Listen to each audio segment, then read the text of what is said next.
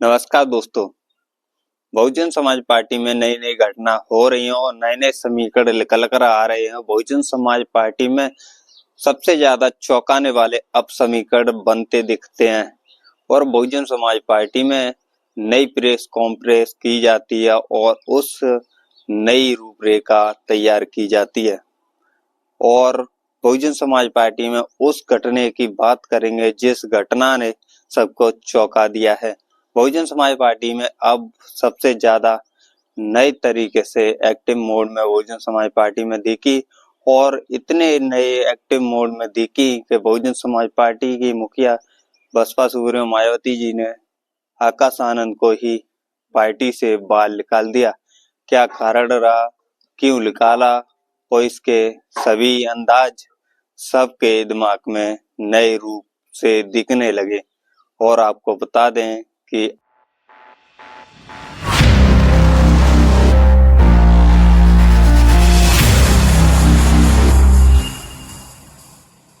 आप देख रहे हैं राजनीति तंत्र। अभी तक आपने चैनल सब्सक्राइब नहीं किया तो चैनल को सब्सक्राइब कर लें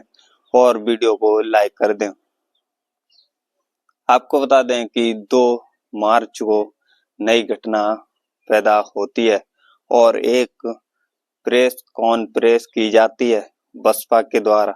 और बसपा के सभी पदाधिकारियों को बुलाया जाता है उसमें और सबकी मीटिंग की जाती है। उस मीटिंग के द्वारा एक नया संदेश दिया जाता है और किसी को झटका दिया जाता है तो किसी को पार्टी से बाहर का रास्ता दिखा दिया जाता है। हाँ, आप सही सुन रहे हैं। आपको बता दें कि बहुजन समाज पार्टी के राष्ट्रीय कोऑर्डिनेटर रहे और बहुजन समाज पार्टी के उत्तराधिकारी रहे आकाश आनंद को पार्टी से बाहर का रास्ता दिखा दिया गया है। अब बहुजन समाज पार्टी में जिस तरीके से नई रूपरेखा तैयार की जा रही है और नई रूपरेखा के अनुसार नई एक्टिविटी लाई जा रही है उस पर ध्यान दिया जा रहा है। बहुजन समाज पार्टी को वोट बैंक को आगे बढ़ाने के लिए, बहुजन समाज पार्टी को आगे बढ़ाने के लिए जिस तरीके से आकाश आनंद को जमीनी स्तर पर उतारा गया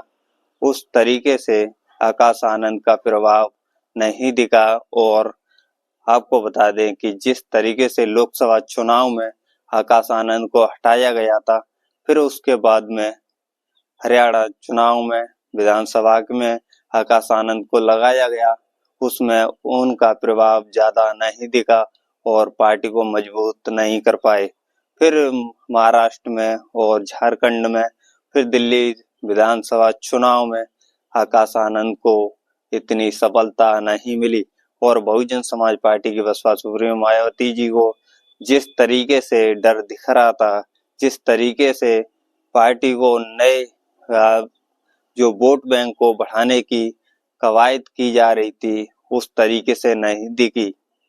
बहुजन समाज पार्टी के बसपा सुप्रीमो मायावती जी ने आकाश आनंद को सभी पदों से मुक्त कर दिया है। अब बहुजन समाज पार्टी एक नया चेहरा उभारते जा रही है और उस चेहरे की जिक्र सभी सियासी गलियारों में होती दिख रही है और एक नया चेहरा वो है जिस तरीके से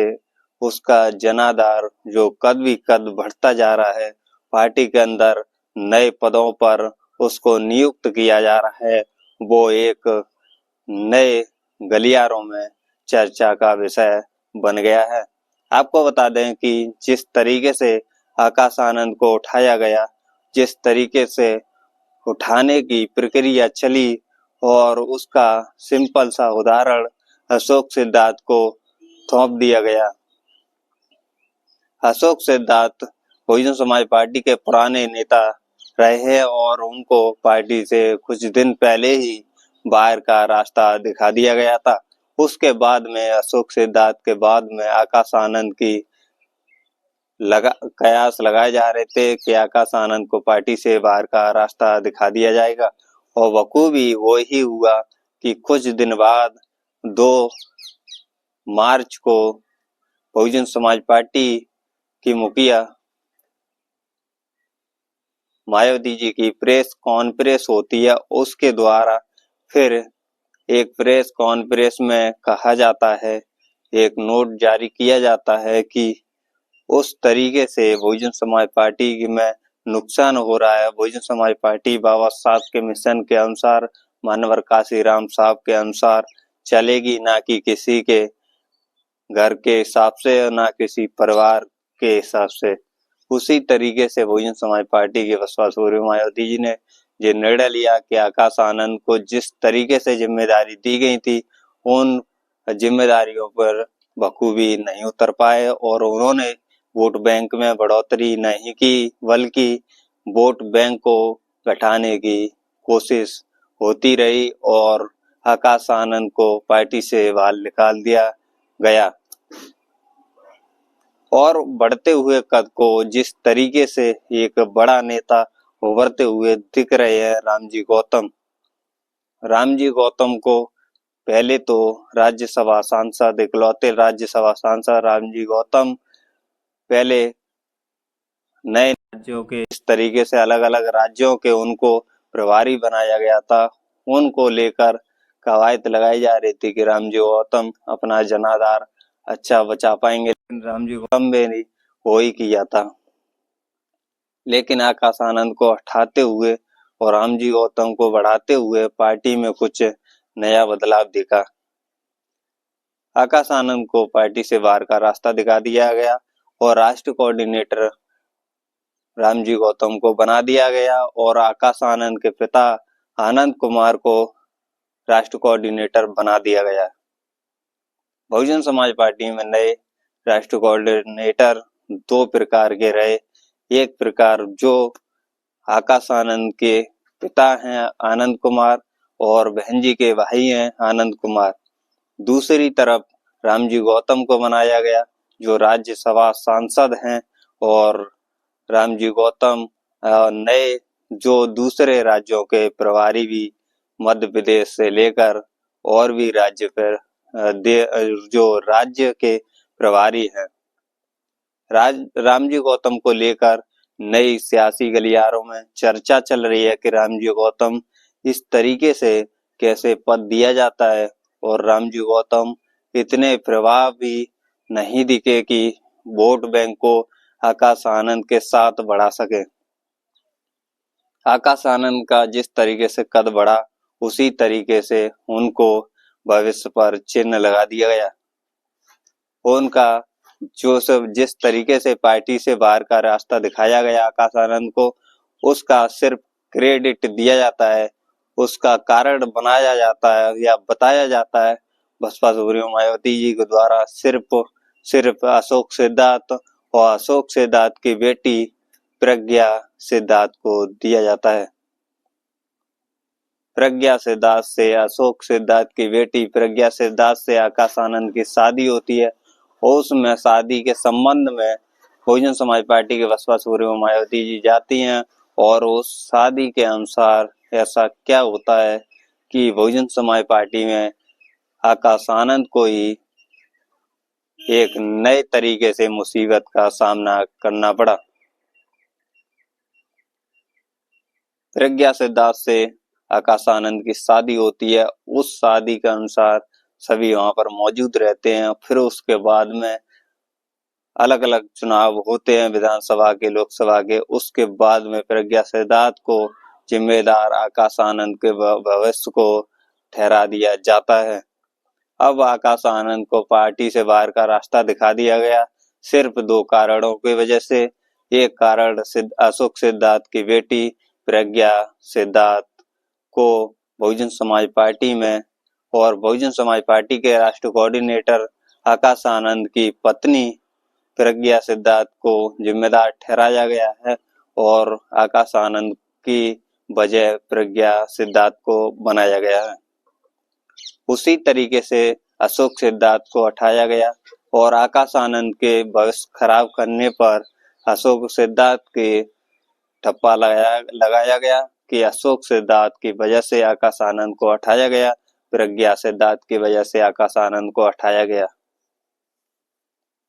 इसी घटना को लेकर बहुजन समाज पार्टी में नए अब कौन बनेगा उत्तराधिकारी, आपको बता दें कि अब नई नई चर्चा चलने लगी। क्या पार्टी बखूबी फिर से वही हाल होगा जिस तरीके से पिछले दौर में होता दिखा, और बहुजन समाज पार्टी का क्या वही हाल रहेगा कि पिछले दौर में जो विधानसभा चुनाव हुए 2024 के विधानसभा चुनावों में बहुजन समाज पार्टी को निराशाजनक वोट बैंक और निराशाजनक परिणाम मिले, उसी परिणामों पर बहुजन समाज पार्टी फिर से देखेगी, क्योंकि वही नेता और वही सांसद रामजी गौतम, वही प्रभारी आज भी मौजूद है बहुजन समाज पार्टी के अंदर, और नए नेताओं को आगे बढ़ाने के लिए बहुजन समाज पार्टी अब भी एक भी कदम नहीं उठा रही है। जो भी नए युवा को भागीदारी दी जा रही थी और आकाश आनंद को नई भागीदारी, जो आकाश आनंद को जिस तरीके से पार्टी में पद दिया गया और आकाश आनंद की जिस तरीके से छवि बनाई गई, उस तरीके से बहुजन समाज पार्टी में आकाश आनंद को हटाया गया, तो वोटों में निराशाजनक एक नए समीकरण बनते दिख रहे हैं। वोटों के अंदर एक निराशा लगती दिख रही है, और बहुजन समाज पार्टी में एक नए बदलाव में आकाश आनंद को दिखाना चाहिए था, बल्कि उठाने की, जो पार्टी से बाहर का रास्ता दिखाने की कोशिश नहीं करनी चाहिए थी। वो तो बहुजन समाज पार्टी के बसपासुरियों में ही जाने कि क्या कारण रहे आकाश आनंद को पार्टी से बाहर का रास्ता दिखाने के, क्या कारण रहे कि आकाश आनंद को अचानक से पार्टी से बाहर का रास्ता दिखा दिया गया और वो अपने उत्तराधिकारी पद से और जो बहुजन समाज पार्टी के राष्ट्रीय कोऑर्डिनेटर पद से हटाने की क्या कवायद बनती दिख रही हैं और क्या समीकरण भीतरी सूत्री दिख रहे हैं। आपको वीडियो अच्छी लगी हो तो लाइक शेयर कमेंट जरूर करें, और इस वीडियो को लाइक करना ना भूलें, क्योंकि आपका साथ इस चैनल का विकास आपके साथ ही रहेगा।